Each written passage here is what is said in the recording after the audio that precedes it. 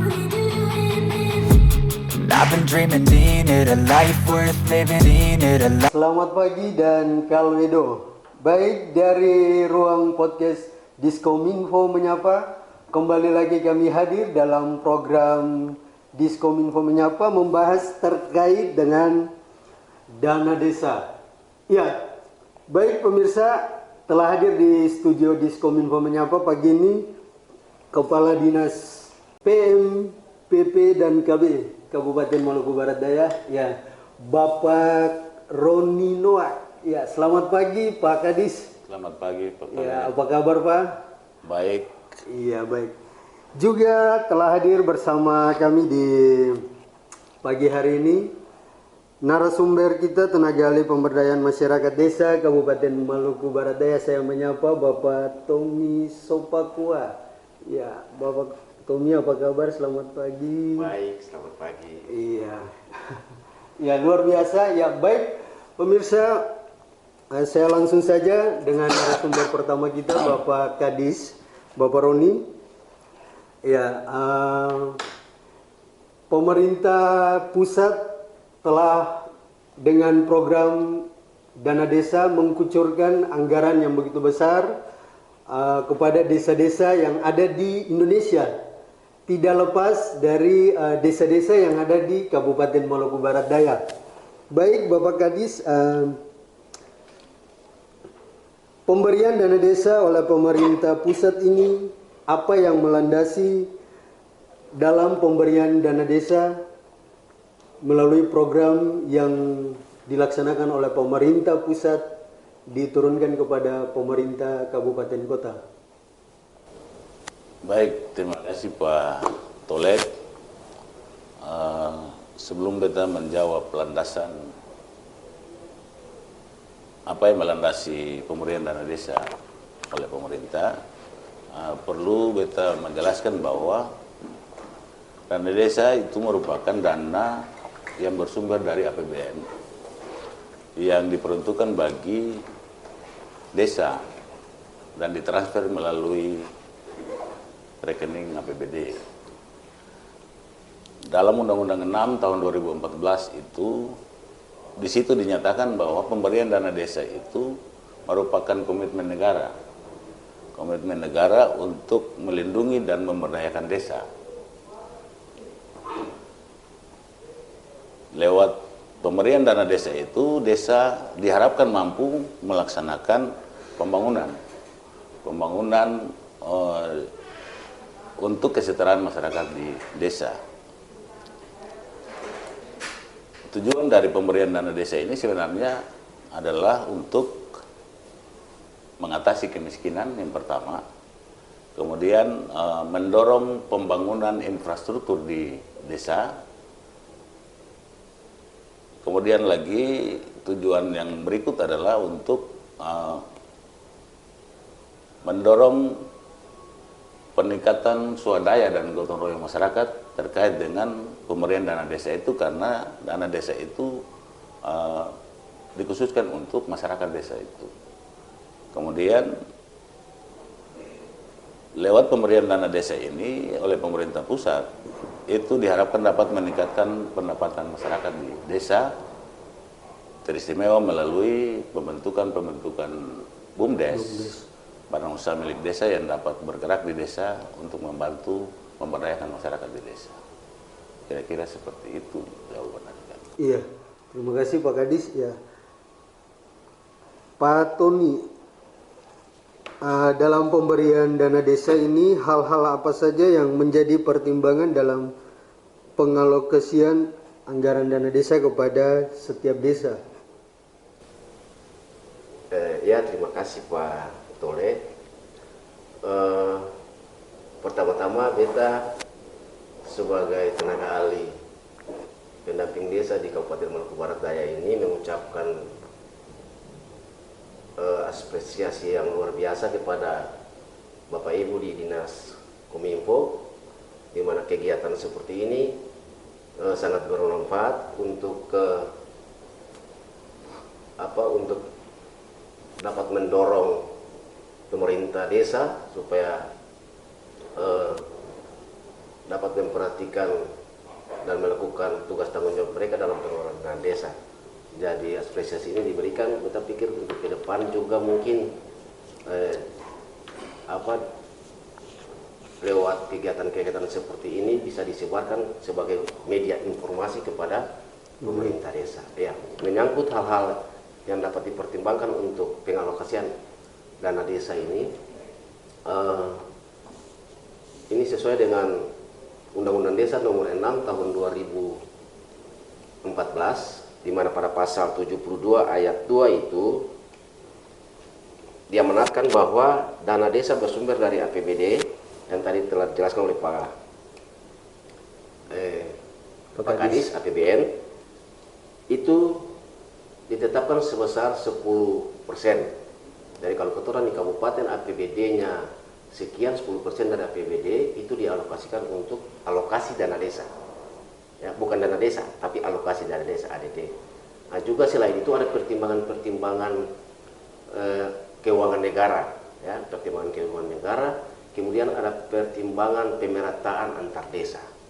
Nah, pertimbangan-pertimbangan ini yang akhirnya ada penetapan dari alokasi dana desa tersebut.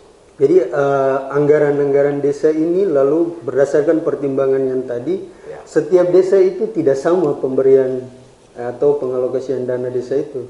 Ya, Pak Tole, untuk pemberian dana desa maupun alokasi dana desa itu tidak sama setiap desa. Jadi ada pertimbangan lewat jumlah penduduk, luas wilayah, kemudian tingkat rumah tangga miskin.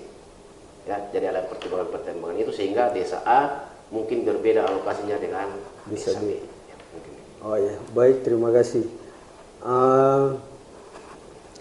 Apa saja yang menjadi kendala dalam pelaksanaan pengelolaan dana desa yang selama ini Pak Tony alami di lapangan sebagai tenaga ahli? Ya, kendala-kendala yang selama ini kami alami biasanya itu kita dalam proses pengelolaan dana desa ini ada 3 tahapan besar, mulai dari proses perencanaan, dan proses pertanggungjawaban. Nah, yang menjadi kendala itu pertama itu terjadi di proses perencanaan. Jadi kebanyakan tahapan perencanaan yang semestinya berjalan sesuai dengan waktu yang telah diatur oleh undang-undang atau oleh regulasi, oleh aturan, itu biasanya kita dalam proses perencanaan itu terlambat. Nah, contohnya seperti jadwal untuk ke musyawarah perencanaan desa atau musyawarah desa RKPDS itu biasanya setiap bulan Juli sampai dengan bulan September. Nah, itu harus wajib dilakukan di desa. Tetapi desa-desa malahan lewat bulan itu baru mereka lakukan. Malahan sampai sekarang juga baru desa-desa baru mau bikin musyawarah desa RKPDS itu. Itu penyebabnya apa? Nah, penyebab ini disebabkan karena keterlambatan. Mungkin desa masih sibuk dengan pelaksanaan kegiatan fisiknya, belum memasukkan laporan pertanggungjawaban dari tahun sebelumnya, seperti itu. Juga keterlambatan pencairan dana. Ya, mestinya secara aturan tahap 1 Januari sampai Maret harus cair, belum cair. Atau tahap 2 April sampai Agustus belum cair, harus cair, belum cair, seperti itu. Ya, itu berpengaruh juga ya terhadap pembangunan. Sangat berpengaruh, ya. sangat berpengaruh karena kan desa harus menunggu pencairan dana dulu baru melaksanakan kegiatan pembangunan tersebut. Nah, seperti itu. Jadi rata-rata desa-desa di Kabupaten Maluku Barat Daya itu hampir seperti itu, Pak? Hampir seperti itu setiap tahun. Jadi setelah kita banyak koordinasi dan bersama Dinas Bapak Kadis, kita akan genjot tahun depan supaya tahapan ini harus berjalan sesuai dengan aturannya. Nah, jadi kemudian juga yang menjadi persoalan penting dalam keterlambatan pengelolaan dana desa dan pencairan dana desa ini, itu kita menunggu DIPA yang turun. Kemarin kita punya perbu untuk alokasi dana desa juga terlambat turun. Desa kan harus tunggu dulu. Dia DIPA-nya berapa, alokasinya berapa dulu, baru dia bisa menyusun dokumen APBD-nya, anggaran pendapatan belanja desanya. Nah, kemarin juga kita sedikit terlambat, seperti itu. Jadi berpengaruh ya, tergantung dari DIPA baru bisa desa tersebut menyusun iya. perencanaannya. Kan mereka harus tahu jumlah dana mereka dapat berapa dulu. Iya. Nah, begitu. Itu juga untuk dana desa di pusat juga kadang-kadang terlambat dia turun. Seperti itu. Baik, terima kasih ya. Pak Kadis, bagaimana pemerintah mengalokasikan dana desa? Iya, baik Pak Tolek. Terkait dengan alokasi dana desa untuk tahun 2023 ini secara rinci sudah diatur dalam PMK, Peraturan Menteri Keuangan nomor 201 tahun 2022. Di situ secara umum digambarkan bahwa alokasi dana desa itu diperuntukkan alokasi dana desa itu yang termuat dalam peraturan itu adalah penganggarannya, kemudian alokasinya untuk masing-masing desa, kemudian penyalurannya ke seluruh desa yang ada di Indonesia termasuk di MBD, kemudian penata usahaan atau pengelolaannya, pertanggungjawabannya sampai kepada pelaporan. Iya. Mungkin itu. Jadi dalam penggunaan dana desa itu apa yang menjadi prioritas dalam penggunaan dana desa? Prioritas dana desa untuk tahun 2023 ini, prioritas pemerintah mengucurkan dana desa ini untuk desa-desa itu termuat dalam Permendes nomor 8 tahun 2022. Di situ dimuat bahwa prioritas penggunaan dana desa tahun 2023 itu yang pertama pemulihan ekonomi nasional. Pemulihan ekonomi nasional itu dalam skala kewenangan desa. Artinya dana ini dimasukkan ke desa untuk menunjang pemulihan ekonomi nasional dengan kewenangan yang ada di desa. Misalnya pendirian BUMDes. BUMDes harus ada di desa untuk membantu memulihkan ekonomi yang ada di desa. Kemudian pengembangan desa-desa wisata misalnya, kalau ada desa-desa wisata di kabupaten. Kemudian prioritas yang kedua sebenarnya ada prioritas nasional sesuai dengan kewenangan desa. Misalnya pencegahan penurunan stunting itu termuat dalam APBDes itu. Ada presentasinya yang dimuat dalam APBDes. Jadi stunting juga menjadi stunting, kemudian ketahanan pangan ya. Untuk menghadapi resesi ekonomi, resesi. Kemudian peningkatan kesejahteraan masyarakat dalam pembangunan desa. Hal-hal ini merupakan prioritas yang harus masuk dalam batang tubuh anggaran APBDes itu sebenarnya. Ini merupakan prioritas dari anggaran dana desa tahun 2023. Kemudian yang berikut lagi yang menjadi prioritas utama itu adalah mitigasi dan penanganan bencana. Penanganan bencana alam dan non alam. Ya, penanganan bencana alam dan non alam. Seperti misalnya dalam APBDes itu termuat BLT. Ada BLT ekstrim, BLT kemiskinan ekstrim, ada termuat dalam APBDes itu. Dan nanti pada saat nanti evaluasi itu semua diarahkan untuk anggaran itu harus ada dalam APBDes. Mungkin itu. Seperti itu.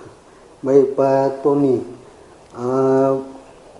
bagaimana caranya untuk bisa mengawasi pengelolaan dana desa? Trik-trik apa yang Bapak dari sisi tenaga ahli melakukannya untuk mengawasi pengelolaan dana desa itu? Ya, ketua berbicara mengenai pengawasan dana desa ini secara utuh kita harus melibatkan semua komponen yang ada. Ya, jadi ada internal, ada eksternal. Nah, kalau di desa itu biasanya peran pertama yang untuk pengawasan dana desa itu ada di Badan Perwakilan Desa (BPD). itu wajib BPD mengontrol pengawasan, karena fungsi pengawasan mereka sebagai BPD para itu perwakilan kan desa ya. Kemudian juga ada LSM yang ada di desa. Nah, itu juga fungsi. Jadi peran utama yang paling penting itu juga masyarakat desa. Nah, masyarakat mengontrol dalam hal apa? Masyarakat mengontrol dan terlibat langsung dalam setiap tahapan yang tadi kita bilang pertama tuh. Mulai dari perencanaan, pelaksanaan, dan pertanggungjawaban. Nah, jadi pengawasan itu pengawasan yang ada di desa. Kemudian juga ada pengawasan eksternal, ya, ada mungkin dari lembaga-lembaga pendidikan, ada dari pers, wartawan, ada dari kepolisian, ada dari kejaksaan. Nah, seperti tahun berapa tuh 2019 mungkin ada di pusat kan sudah pernah ditandatangani memorandum antara kepolisian, kejaksaan, dan Kementerian Desa untuk pengawasan dana desa. Kalau tingkat kabupaten ada inspektorat, ya seperti itu. Ada Bawasda. Nah, jadi memang di kabupaten mestinya itu kita membentuk sekretariat untuk pengawasan dana desa. Itu terdiri dari apa? Terdiri dari siapa-siapa saja. Mungkin dari anggota Polres, mungkin dari Bawasda, dari inspektorat, dari mana dinas BPMD, bisa dibentuk sekretariat bersama untuk pengawasan dana desa. Di kecamatan ada camat, nah, seperti itu. Jadi memang melibatkan semua komponen, sehingga penyelewengan dana desa itu dapat diminimalisir seperti begitu. Mungkin demikian, Pak Toli. Iya. Pak Kadis, dampak apa saja dengan adanya dana desa bagi kemajuan desa? Dampak apa saja? Dampak yang pasti bahwa dengan pemberian dana desa pasti dia berdampak, dan untuk 117 desa yang ada di Kabupaten MBD pastinya mereka mendapatkan dampak itu. Ada dampak positif yang bisa mereka terima sebenarnya. Dari pemberian dana desa kalau dihitung sebenarnya dari tahun 2015 sampai 2022. Ini 2023 belum jalan, 2022 pastinya ada dampak yang dirasakan oleh masyarakat di desa. Sebagai contoh misalnya, dampak positif yang bisa dirasakan oleh masyarakat di desa itu ada pembangunan infrastruktur yang bisa disaksikan sendiri oleh masyarakat desa. Ada jalan, ada pembangunan jalan, ada pembangunan rumah penduduk dan lain-lain. Itu dampak yang bisa dilihat secara infrastruktur, secara fisik. Kemudian dampak-dampak yang lain, misalnya dampak yang bisa diterima sebagai wujud dari dukungan dari dana desa itu sendiri sebenarnya. Misalnya ada perkembangan desa, beberapa desa yang melalui teknologi yang ada bisa mengembangkan desa atas dasar dukungan dana desa itu sendiri. Misalnya di desa Solat itu dikembangkan teknologi tepat guna di sana dengan bersumber dari dana desa itu sendiri. Teknologi tepat guna yang ada di sana itu pengolahan air kelapa menjadi minyak telon. Itu di desa Solat. Kemudian di desa Tela ada penyulingan minyak kayu putih. Sumbernya dana itu dari dana desa sebenarnya. Kemudian di desa Lakor, di desa-desa di Pulau Lakor ada pengembangan bawang merah. Ini juga berdampak pada peningkatan ekonomi masyarakat, kesejahteraan masyarakat, pendapatan masyarakat juga meningkat di situ. Kemudian desa-desa yang lain, desa-desa wisata yang kita sendiri tahu bahwa ada beberapa desa yang sudah memenangkan API, misalnya Ilmarang dan Welora. Itu sebagai desa-desa wisata. Ini dampak-dampak ini itu diterima oleh masyarakat dan memang jujur bahwa itu memang bersumber dari dana desa yang bisa mengembangkan desa-desa itu menjadi lebih maju. Baik Pak Kadis, apakah semua desa di Kabupaten Maluku Barat ini sudah merasakan dampak dalam pengelolaan dana desa itu secara baik bagi desanya? Secara real sebenarnya mereka sudah harus merasakan dampak itu. Dampak itu ada di depan mata mereka. Tapi terkadang pemahaman masyarakat desa ini yang berbeda-beda. Ya, pemahaman masyarakat ini berbeda-beda. Ada pembangunan rumah penduduk, ada pembangunan jalan setapak misalnya di desa. Itu perubahan-perubahan yang terjadi di desa dan dampaknya bisa dirasakan oleh masyarakat desa. Nah, contoh tadi beta sampaikan bahwa ada pengembangan teknologi tepat guna itu. Ini kan membantu masyarakat sebenarnya, membantu masyarakat untuk meningkatkan pendapatan mereka.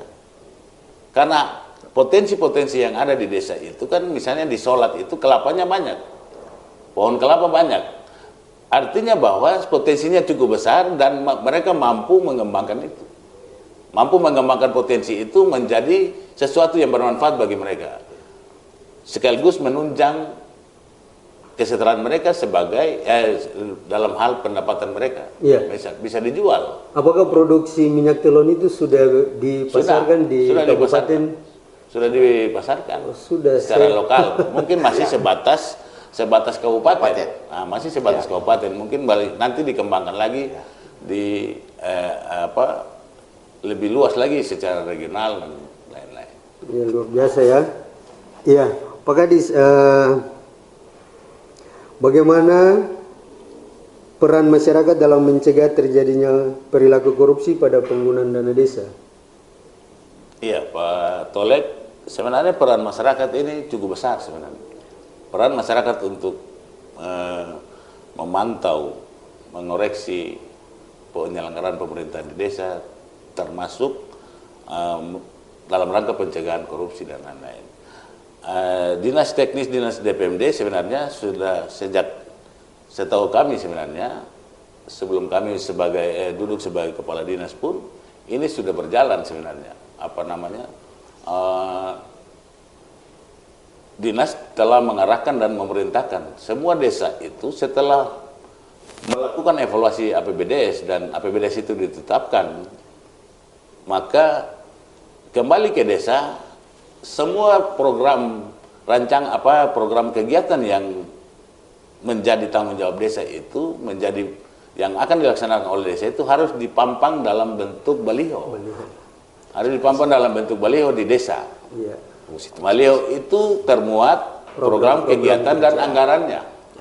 Nah, di situ salah satu bentuk atau salah satu cara untuk bagaimana masyarakat bisa memantau, mengontrol pemerintahan di desa ketika pelaksanaan pembangunan di desa atau penyelenggaraan pemerintahan di desa, termasuk penggunaan anggaran-anggaran itu. Itu salah satu bentuk pencegahan terhadap korupsi. Iya, baik. Pak Tony, dana desa ini banyak yang saya amati, yang saya ketahui itu terjadi penyelewengan penggunaan dana desa. Nah, bagaimana cara untuk melaporkan penyelewengan dana desa tersebut? Ya, cara melaporkan penyelewengan dana desa itu biasanya bisa dari beberapa pihak. Artinya kalau di desa mungkin masyarakat bisa melaporkan secara langsung ke penegak hukum, seperti langsung ke Polres atau ke Polsek atau ke kejaksaan dengan membuat surat, bisa juga dengan membuat surat atau mendatangkan langsung dengan membawa bukti-bukti, ya, membawa bukti-bukti penyelewengan. Kan semungkin mereka melaporkan tanpa ada bukti-bukti, harus menyertakan bukti-bukti, ya, tentang apa saja yang diselewengkan dana itu dalam kegiatan-kegiatan apa. Kemudian juga BPD bisa melaporkan seperti itu. Jadi semua orang selain dalam mengawasi, kalau memang ada penyelewengan, punya hak untuk melaporkan.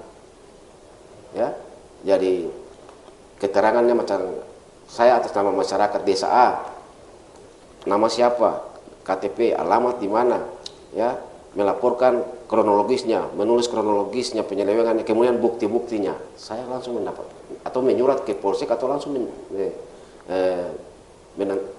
sana langsung sendiri dan melaporkan secara langsung seperti itu. Nah, jadi Pak Tole, untuk saya jelaskan, mungkin saya jelaskan sedikit bahwa dana desa ini, kenapa pemerintah memberikan dana desa yang begitu besar kepada desa. Ini karena roh Undang-Undang Desa nomor 6 tahun 2014 itu mengamanatkan bahwa negara mengakui keberadaan desa sebelum negara ini ada. Kita punya negara ini kan lahir di tahun 1945. Tapi sebelum negara ini dibentuk, desa sudah ada. Nah, sehingga negara memberikan hak khusus, sehingga namanya kewenangan-kewenangan desa. Tadi Pak Kadis bilang yang prioritas tahun 2023 sesuai dengan Permenes nomor 8 tahun 2022, prioritas dana desa itu pembangunan, pemulihan ekonomi nasional sesuai kewenangan desa, ya. Program prioritas nasional sesuai kewenangan desa. Kenapa sesuai kewenangan desa? Karena negara mengakui itu. Sehingga dalam undang-undang desa itu ada hak reklamasi. Itu hak reklamasi itu hak asal usul desa. Nah, desa mau kembali ke desa silakan, mau kembali ke desa adat silakan. Itu kewenangan itu diberikan. Kemudian ada kewenangan subsidiaritas skala desa. Desa yang mau membangun apa-apa saja menurut mereka untuk kebutuhan mereka harus dikembangkan. Nah, sehingga dana desa itu diberikan untuk pengelolaan dan desa menentukan dia punya kebijakan pembangunan, arah pembangunan dan pemberdayaan masyarakat. Kita di Kabupaten Maluku Barat Daya ini sudah dari tahun 2015 sampai sekarang, ya dampak-dampak kali sudah dirasakan. Tetapi belum menyentuh langsung nih karena pemerintah desa masih menganggap bahwa program-program yang biasa mereka lakukan itu setiap tahun. Program-program itu, kegiatan-kegiatan itu saja. Nah, kepala-kepala desa punya inovasinya kurang. Jadi memang perlu peningkatan kapasitas yang luar biasa. Kita dinas-dinas badan atau OPD-OPD yang ada harus turut bekerja sama semua. Kita petakan. Oh ternyata kenapa pemerintah memberikan dana desa ini untuk meningkatkan kesejahteraan masyarakat, peningkatan ekonomi masyarakat. Lewat apa? Lewat pengembangan potensi yang ada di desa. Seperti tadi Bapak Kadis bilang, di sholat apa, di lakor apa. Sehingga kita harus bekerja sama, duduk bersama dengan pemerintah kabupaten, memetakan potensi-potensi yang ada di desa atau kawasan perdesaan. Contoh, Damer potensinya apa besar? Pertanian kita gencot seluruh dana desa maupun dana-dana yang ada di daerah. OPD mana yang terkait dengan itu? Dinas-dinas mana yang terkait, kita dorong ke sana untuk membangun di sana pertanian. Jangan kita pecahkan semua. Luang Sermatang, apa potensinya di sana? Kisar, apa potensinya di sana? Sehingga dana-dana desa itu lebih fokus ke sana, mengerucut pembangunan desa sesuai dengan potensi yang ada pada desa itu. Ya, seperti itu. Sepakat. Nah, supaya ada perubahan ekonomi masyarakat, dampaknya terasa. Nah, baru pengembangan badan usaha milik desa. Kita pikir begitu, Pak. Jadi memang harus peningkatan kapasitas yang luar biasa kepada pemerintah desa sehingga mereka memberikan inovasi-inovasi. Dulu itu kita punya kegiatan program inovasi desa itu. Pernah tahun 2018-19 kita membuat bursa inovasi desa. Jadi desa A belajar dari desa B. Desa A sudah berhasil namanya ya replikasi atau studi banding. Kita tidak studi banding. Kita pergi ke sana studi tiru. Kita tiru. Ya. Kita lihat, ternyata mereka potensi sama dengan kita di sini. Bikinnya seperti ini, pengembangannya seperti ini. Kita tiru, kita ciplak, kita pulang bikin di desa. Seperti itu. Bukan banding, tapi tiru mereka. Namanya replikasi. Nah, seperti itu. Sehingga kita, caranya seperti ini. Nah, potensi ini dan peningkatan kapasitas ini harus digencot di desa. Mungkin demikian, Pak Tony. Iya, jadi apa yang dijelaskan itu juga berpengaruh pada kepala desa dan perangkat desa ya untuk memajukan desanya, sumber daya yang ada.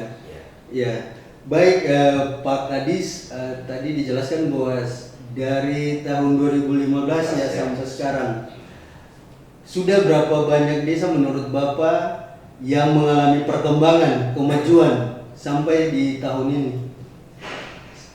Iya Pak Tolek.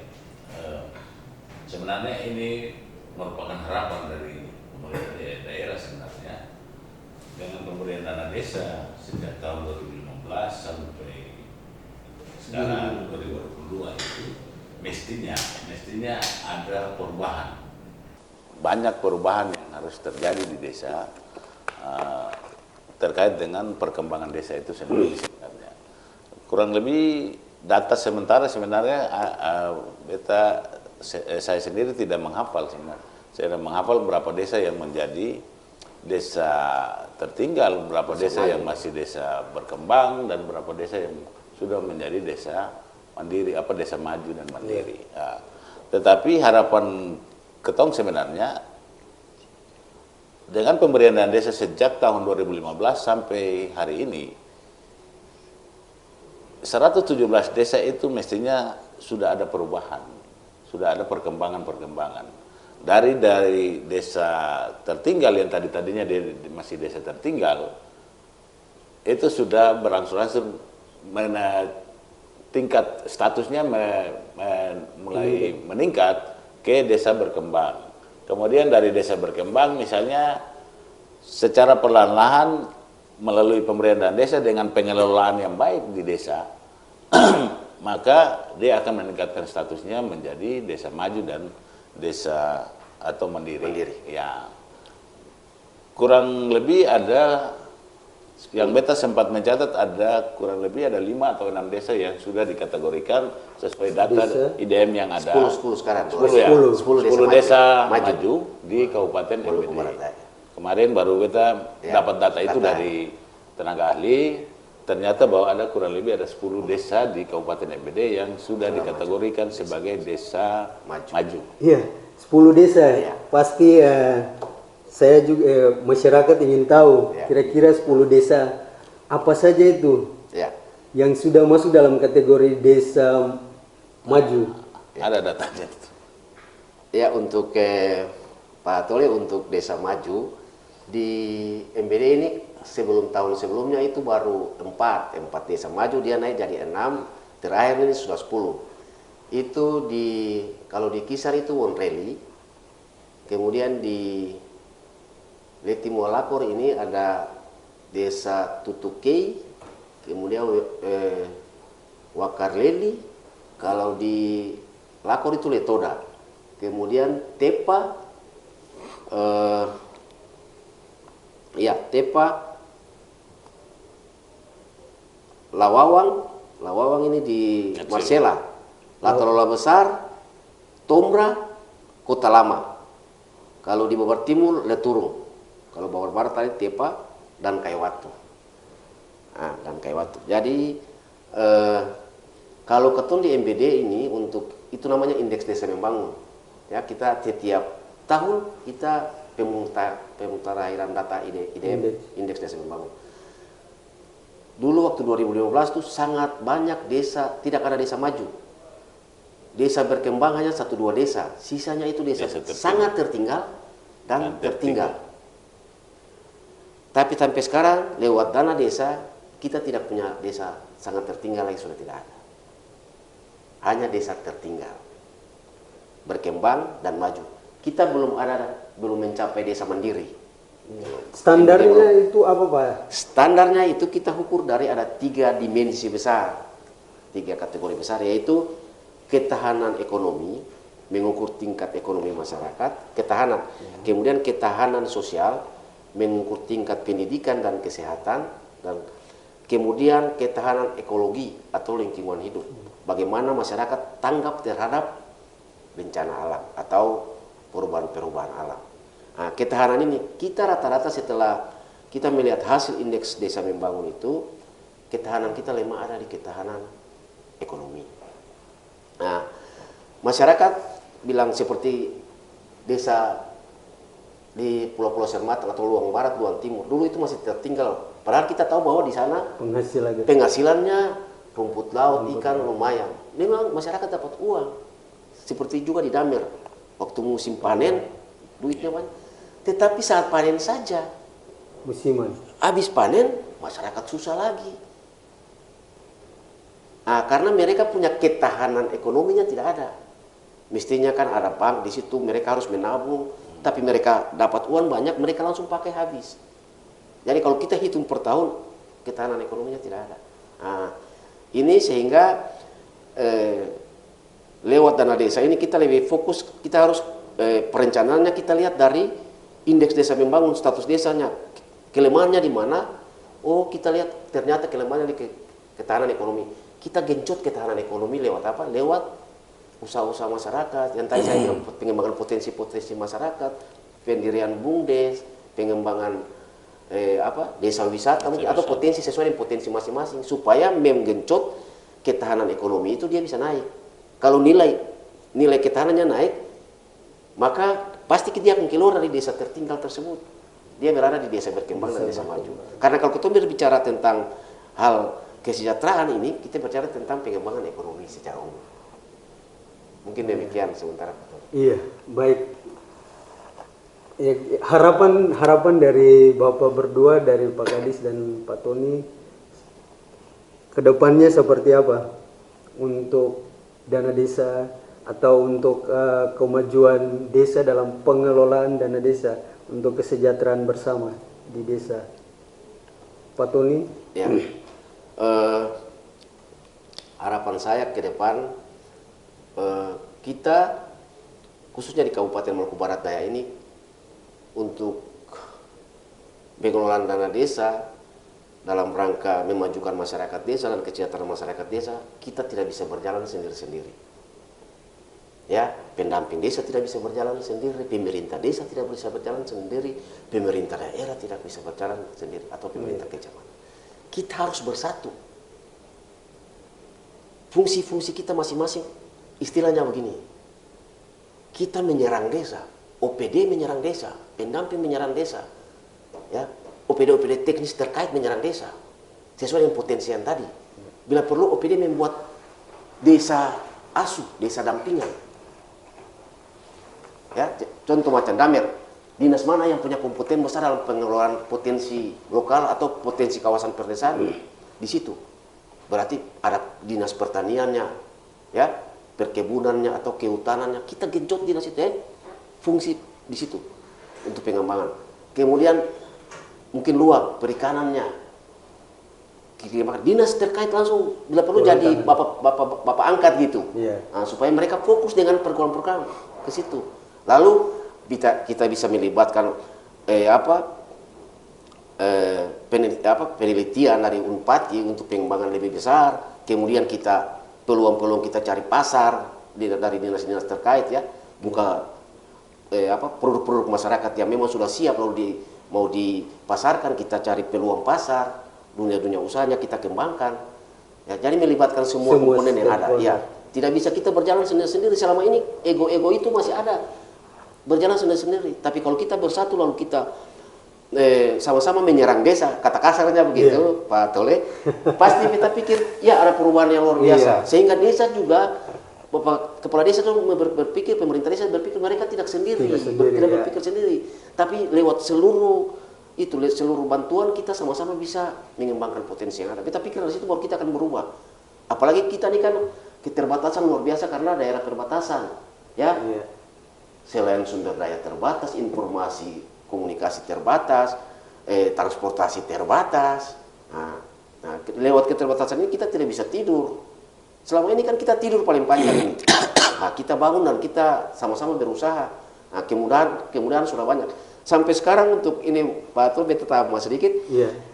Untuk komunikasi saja internetan ini, teman-teman kan kita sekarang kan online semua laporan-laporannya. Ada yang cari teman-teman pendamping di desa saja, telepon saya jaringan saya ada.